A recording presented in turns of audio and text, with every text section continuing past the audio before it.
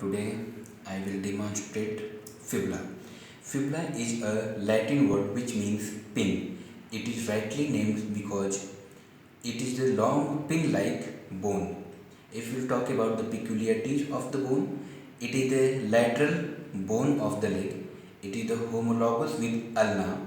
It is smaller of the two bone of leg.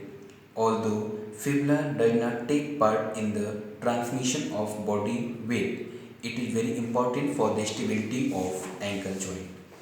For the side determination of fibula, the rounded end of the bone is called head, which is always superior. The lower end is relatively flattened. It is marked by a triangular articular facet, which faces medially. A depression that is called malleolar fossa at the lower end is posterior to the triangular articular facet. For side determination, for normal anatomical position, hold the bone vertically with the hand corresponding side, keeping in the mind the direction of the malleolar fossa. If we will talk about the features of the bone, the fibula having upper end, lower end and shaft. The upper end is called head of the fibula. The superior surface bears a circular articular facet which faces superiorly and anteromedially. It articulates with the lateral condyle of tibia to form superior tibiofibular joint. Its margin provides attachment of the capsular ligament of the tibiofibular joint. This is the styloid process. It is an upward projection from the posterolateral aspect of the head. Front of the styloid process provides attachment of the fibular collateral ligament. Area, anterior, lateral and posterior of the attachment of fibular collateral ligament is form a C-shaped attachment of the biceps femoris. Extensor digitorum longus, peroneus longus and soleus are attached to the anterior, lateral and the posterior surface respectively. The common peroneal nerve is related to the posterolateral aspect of the head respectively. Shaft. The shaft having three border, the anterior border, the posterior border and the medial border. Three surfaces, medial surface, lateral surface and posterior surface. The anterior border, the anterior intermuscular septum is of leg is attached to the upper 3/4 of the anterior border. Anteriorly it splits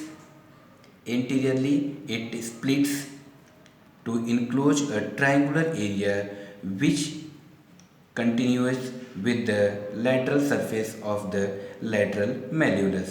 Superior extensor retinaculum is attached to the anterior margin of the triangular area. Posterior border. It extends from the posterior aspect of the head to the medial margin of the groove of the back of the lower end of the fibula. The posterior intermuscular septum of the leg is attached to the upper 3/4. The medial border or interosseous border. It lies close and just medial to the anterior border. Inferiorly, it ends at the upper end of the rough area for the interosseous ligament. Interosseous membrane is attached to the medial border except at the upper end where a gap between tibia and fibula transmits the anterior tibial vessels. Now, the medial surface, this is medial surface, it lies between the anterior border and the medial border.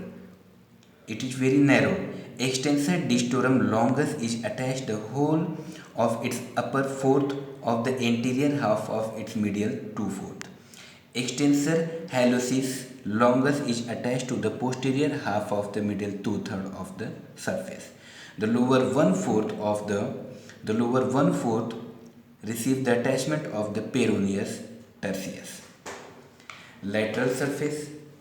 Lateral surface, it lies between the anterior border and the posterior border.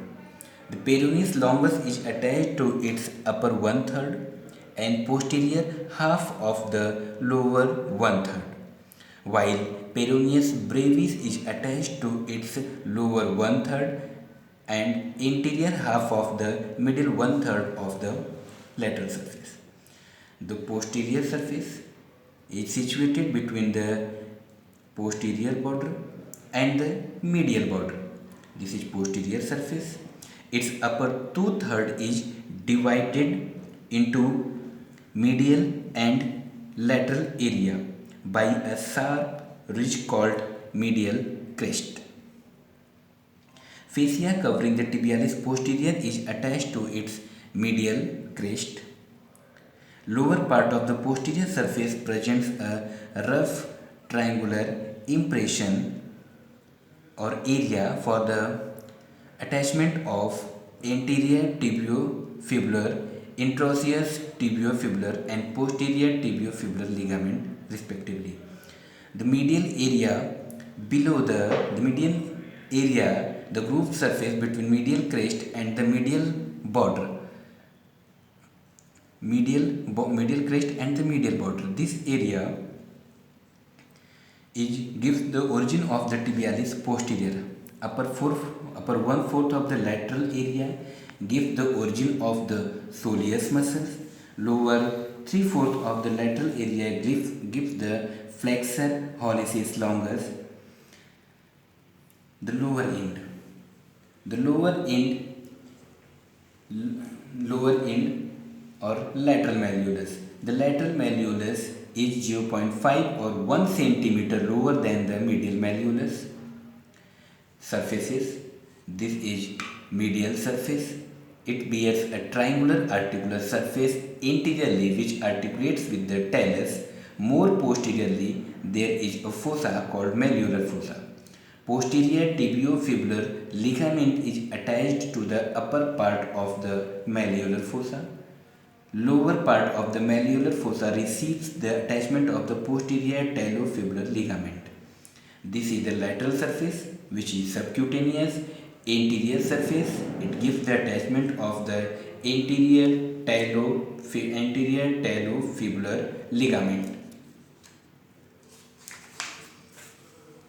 Now the posterior surface, it has a groove for the tendon of peroneus. This is the posterior surface. It has a groove for the tendon of peroneus longus and peroneus brevis. The lateral border of the groove. This is the lateral border of the groove. Gives the attachment of the superior peroneal retinaculum. The inferior border, it represents a notch to which is attached to the calcaneofibular ligament. If we will talk about the ossification, there are two centers of ossification. First is the primary centers and the secondary centers. The primary centers appear for the shaft of fibula at the 8th week of intrauterine life. There are two secondary centers of ossification, one for upper end and one for the lower end. The upper end, the ossification appears in the upper end during the 4th week of during the 4th year and fuses with the shaft in 20 years. The ossification appears in the lower end at 2 years and fuses with shaft in 18 years. Now the fibula is the applied anatomy की बात करेंगे तो the fibula is the common source of the bone for grafting as it does not take part in the weight transmission. An injury to the neck of fibula is the more likely to injure the common peroneal nerve. The isolated fracture of the fibula is uncommon, however, it can occur due to the direct injury. Now, this is all about the fibula. Thank you.